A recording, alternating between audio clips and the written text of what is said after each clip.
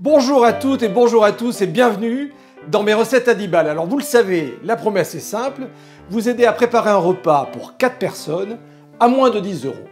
Et aujourd'hui, je vous propose de faire des belles ballotines de poulet, du poulet fermier avec de l'épinard, avec du chou-fleur. On va apprendre à faire des ballotines, une cuisson pochée, on va apprendre à faire du beurre noisette.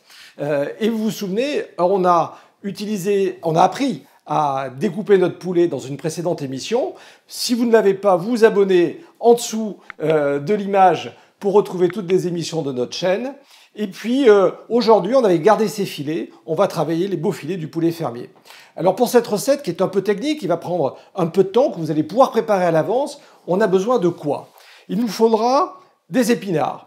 200-250 grammes d'épinards, ça prend pas beaucoup de poids, mais ça prend beaucoup de volume.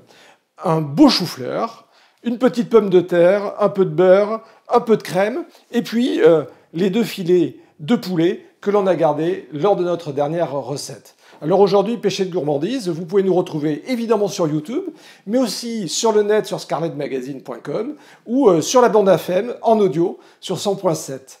Je vous propose de démarrer tout de suite notre recette de la ballotine de poulet aux épinards. Alors qu'est-ce qu'on va faire aujourd'hui? On va commencer par cuire notre chou-fleur à la vapeur. On va en profiter pour cuire la pomme de terre que l'on aura pelée.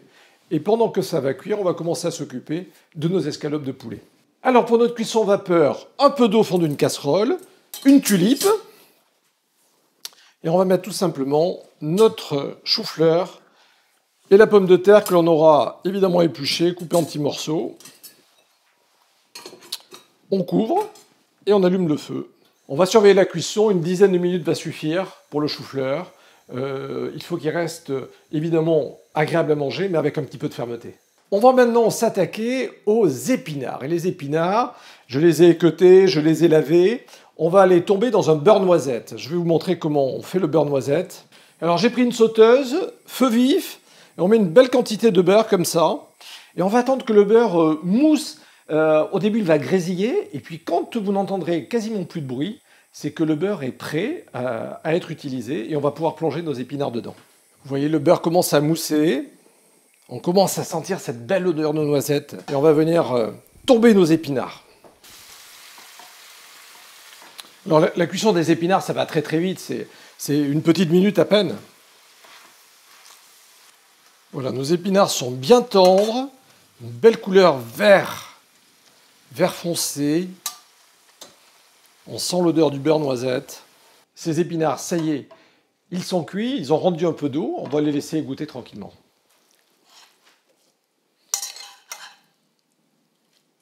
On pense à vérifier la cuisson de notre chou-fleur. Et on va commencer à préparer nos escalopes, nos filets de poulet.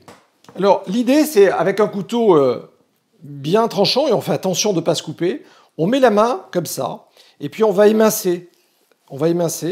Donc on va couper en suivant la chair comme ça, et puis on va retourner. Voilà, comme ça. Et on va le faire dans l'autre sens. Voilà ce filet qui est bien charnu. On va presque jusqu'au bout. Et on le retourne. Alors pour faire notre ballotine, on a nettoyé la planche. On va prendre du film que l'on va étaler. Et on vient disposer notre filet de poulet bien étalé dessus. Bien sûr, on assaisonne généreusement notre poulet. On vient disposer un petit peu de feuilles d'épinards à plat, qui ont encore ce bon goût de beurre. L'idée, c'est de garder la moitié des feuilles pour garnir les ballotines et l'autre moitié pour dresser votre assiette.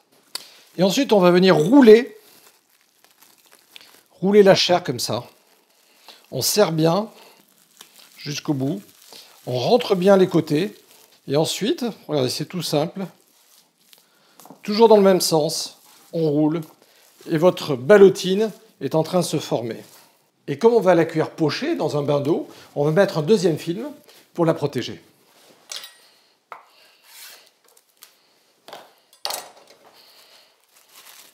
Et toujours même opération pour les bords. On pince bien les deux côtés et on roule toujours dans le même sens. Notre ballotine est prête. On fait la deuxième de la même façon et on va les cuire simplement dans une grande casserole d'eau chaude. L'eau bout, on est parti pour 15 minutes.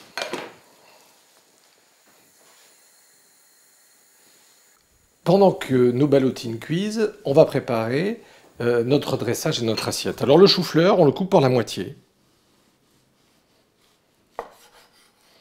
Et vous voyez, ça fait presque comme un arbre. Le tronc, les feuilles autour. On va tailler une belle tranche.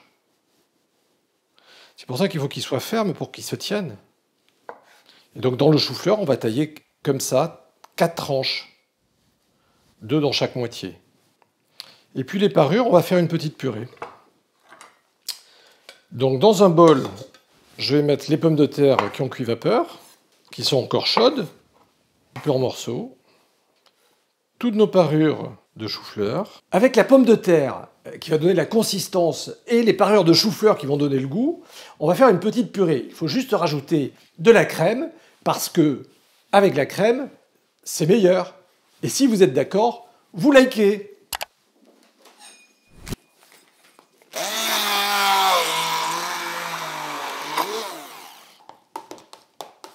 Et nous avons tous nos ingrédients pour dresser. Je vais maintenant sortir les ballotines du feu. Pour savoir si nos ballotines sont bien cuites, vous les touchez comme ça et la chair doit être ferme. Vous voyez à la couleur que c'est cuit et au toucher que c'est le bon niveau de cuisson. Alors maintenant, on va enlever simplement le film et notre plat va être bientôt prêt. Alors, il y a un petit peu d'eau qui s'échappe, c'est normal, c'est à la fois peut-être un peu d'eau qui est rentrée, l'eau des épinards qui repart, pas d'inquiétude à avoir. Voilà, notre ballotine, elle est jolie, elle est bien moelleuse. C'est parti pour le dressage. Un petit peu de purée.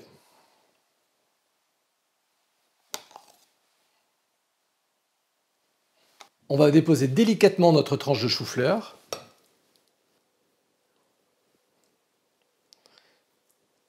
Un petit peu d'épinards pour décorer. Et puis donner du goût. C'est comme si on rajoutait des feuilles dans les arbres. Et puis on va venir tailler des médaillons dans notre ballotine. Regardez, on a 3 beaux médaillons de poulet. On a une très belle assiette. Regardez cette belle assiette, je crois qu'on va se régaler. Vous avez ce beau poulet fermier tendre, moelleux, veiné comme ça avec les feuilles d'épinards, le chou-fleur, le crémeux de chou-fleur. Tout ça pour moins de 10 €. La promesse est tenue. Je vous donne rendez-vous dès la semaine prochaine pour l'utilisation de la carcasse, notre 3e recette avec le poulet. Et d'ici là, régalez-vous et cuisinez bien. À bientôt.